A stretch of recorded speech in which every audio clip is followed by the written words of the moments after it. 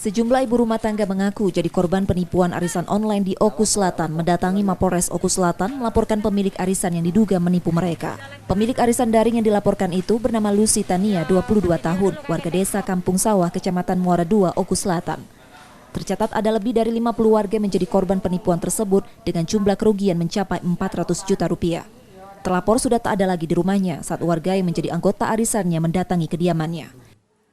Karena kita di sini ngerasa dirugikan oleh Lucy Tania.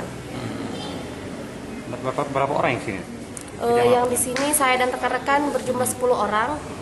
Belum yang tidak hadir karena ada halangan. Kerugian kita berapa? Kerugian untuk aku sendiri itu baru saya hitung semuanya 59.211.000. Dari laporan itu polisi menetapkan Lucy Tania masuk daftar pencarian orang. Total kerugian masih kita dalamin, namun perkiraan kita di angka 400 jutaan. Itu bukan hanya satu orang saja, namun setelah kita datakan lebih dari 50 orang yang menjadi korban dari penggelapan dan penipuan tersebut. Dugaan pelaku dan?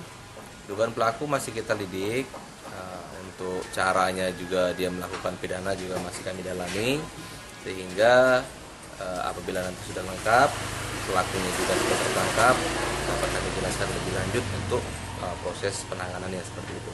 Polisi sudah menyita puluhan kwitansi bukti penyetoran dari korban dan meminta pelaku segera menyerahkan diri.